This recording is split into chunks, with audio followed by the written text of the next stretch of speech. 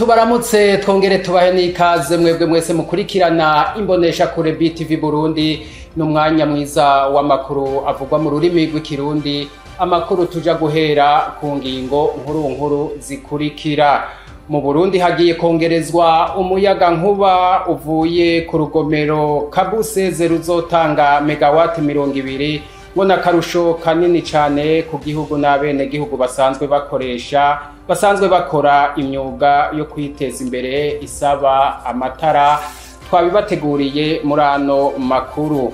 Mu ntumbero yo kwagura ikivuko ca Bujumbura hazokorwa ibarabara ry'igihugu nimero 9. Ibikorwa vy'ibanze bikaba byaratanguye kuva ku wa mbere ruheshi uno mwaka.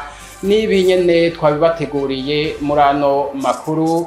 Idonido rero ry'amakuru aramvuye ni mukanyi sase sangwe ikaze. Ndasubiriye kubaramutsa nari mpejeje kubivuga. Mu Burundi hagiye kongerezwa umuyaga nkuba uvuye ku rugomero Kabuseze ngo ruzotanga megawate 200 na karusho rero ku gihugu hamwe n'abene gihugu ngo bari basanzwe bakora ibikorwa byo kwiteza imbere mu myuga itandukanye isaba amatara. Kurikira.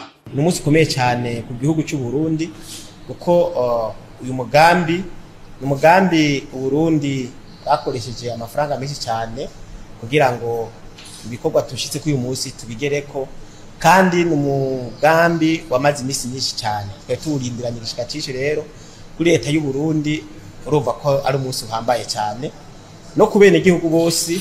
N'umunsi ukomeye cyane kuko ni ikintu gikomeye cyane kije kongereza akarusho mu buzima bw'igihugu, kuko murazi yuko amatara ari ikintu cyane cyongereza ubutunzi, kuko ibintu byinshi bigwiza ubutunzi bikoresha umuyaga nkuba. Amamashini, navuga ama industry, avuga abantu bakora ibikorwa buto bwo kwiteza imbere, muraza amasaro do kwafire, abamenuzi babaza basudira bakoresha umuyaga nkuba. Rero urugomero ruzotanga megawate 200, umva ko ari nyinshi cyane. N'umuyaga nkuba uzogira akarusho kanini cyane mu buzima bw'igihugu. Rero twege nka Regideso nkuko nabivuze twari tuwiteze cyane mu munsi, uko twari turiranyishika cishi, kandi navuze ko twariteguye n'abene gihugu. Rero twababwira mu tuti ya tariki mwari muriranyishika cishi, uko abantu benshi baguma bibaza bati Kabuseze zotangura gutanga umuyaga nkuba ryari. Twabwira abene gihugu bose ya tariki yashitse, tugatangure kuronka umwimbu uvuye muri umugambi wa Kabu ya 16. Uwo n'umuyobozi mukuru w'ishiramwe Regideso Jean Albert Manigomba aho yariko arashikiriza icese ku wa 4 ruheshu no mwaka mu ntara ya Cibitoke. Urugomero rw'umuyaga nkuba Kabuseze rugiye gusahiriza mu gutanga umuyaga nkuba ungana na megawate 200 ngo nakunguko kanini cyane ku gihugu n'abene gihugu basanzwe bakoresha uwo muyaga nkuba mu bikorwa bitandukanye. Umugambi wo kubaka urugomero Kabuseze ngo kugira ushikweko watwaye uburyo bungana n'amafaranga y'amanyamerika yababa imiliyoni 15,000. Mu ntumbero yo kwagura ikivuko ca Bujumbura hagiye kubakwa ibarabara ry'igihugu nimero 9. Ibikorwa vy'ibanze bikaba byaratanguye kuva ku wa mbere ruheshu no mwaka. Ni inkuru twateguriwe na mugenzi wacu Areloris Ndongozi. Igenekerezo rya mbere ruheshi umwaka wa 2024 niryo sango ntarengwa ryari ryatanzwe n'umuyobozi mukuru w'ikigo kijejwe uruja n'uruza mu kiyaga Tanganyika n'ikivuko ca Bujumbura ko ibikorwa byo kubaka ibarabara ry'igihugu nimero 9 biri mu mugambi wo kwagura ikivuko ca Bujumbura bizoba bitanguye. Itariki imwe y'ukwa gatandatu uratangura, ni ukuvuga yuko amamashini aratangura kuja mu ibarabara. Murabyumva? Itariki imwe y'ukwa gatandatu amamashini aratangura kuja mu ibarabara. Rero hariho rero ko ndababwira abitabiriye umugambi wo kubomora kugira ngo imigambi ya leta iranguke. Hariho kandi nabo batawitabiriye. Mwebwe twagomba tubabwire amaso mu yandi, nimuzovuga ngo nitwabibabwiye bajya banse kubomora kiriya gihe. Mubabwire uko babwiriza kubikora kuva uno musi nyene atana kimwe gisabwe. Igihe twashika mu gitondo cyo kuri wa gatanu ruheshi umwaka wa 2024 twasanze hari abariko baribomorera amazu yabo mu gihe ikiringo bari bahawe cyamaze kurangira, ariko hari n'abandi batarabomora amazu yabo hakiri ibimenyetso kuri iryo barabara nyene. Haracari ibiti biriko insinga z'amatara y'ishirahamwe Regideso. Mu nama umuhuza bikorwa w'umugambi wo kubaka iryo barabara yagiranye n'abene gihugu baba ahazoca iryo barabara, aherekejwe na mustanteri wa komine Ntahangwa kuwa 2 Rusama umwaka wa 2024.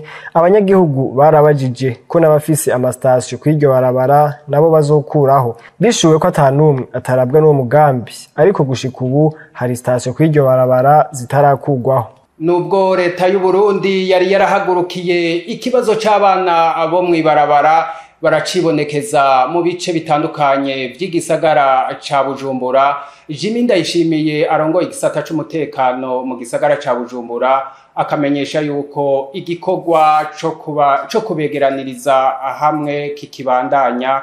Ni inkuru twateguriwe na mugenzi wacu Jules Verne Nakimana. Nyuma y'ingingo leta yari yafashe yo guhagurukira ikibazo c'abana bo mwibarabara ibonekeza mu gisagara ca Bujumbura, bicishije ku bushikiranganje butatu butandukanye, ubw'intwaro yo hagati mu gihugu, ubushikiranganje bwo gufatana mu nda no gushigikirana, hamwe n'ubushikiranganje bw'ubutungane. Nubwo biruko haracibonekeza abana bo mwibarabara mu bice bitandukanye bigize igisagara ca Bujumbura. Kuri ico kibazo c'abana bo mwibarabara bacibonekeza mu gisagara ca Bujumbura, twegereye Colonel de Police Jimmy Ndayishimiye ajejwe umutekano mu gisagara ca Bujumbura, akaba yatumenyesheje ko n'ubu ibikorwa byo kwegeranya abo bana bikibandanya. Ico gikorwa leta yamaze kugifata mu minwe, akaba hari ikigo kiri mu ntara ya Cankuzo.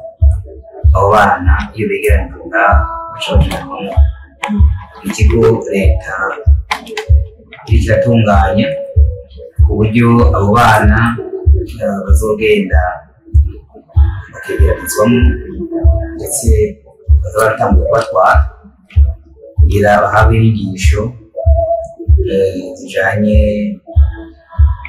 no kubasubiza mu murongo kugira bagire rero y'abantu b'abarundi bose bagira kubera imyanya bamaze mwibarabara bashobora kuba ataronse amahirwe yo kuronka. Abo rero mubona ngaho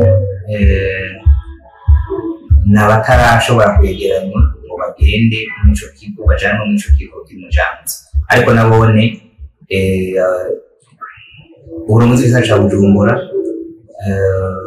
bufatikanije n'igipolisi bariko barabegeranya kugira bahamvye abandi aho bajanye. Abana bakuye mu mabarabara baca beganirizwa mu ntara ya Cankuzo mu kigo leta yabatekanirije kugira bahabwe inyigisho zo kubakundisha igihugu, bongere bigishwe imyuga itandukanye izobafasha kwibeshaho basubijwe mu buzima busanzwe. Gufata imiti yongereza ubushobozi mu kurangura amabanga yabubatse ngo bifise ingaruka mbi mu magara y'abantu, vyemezwa na muganga Boaze Nibitanga.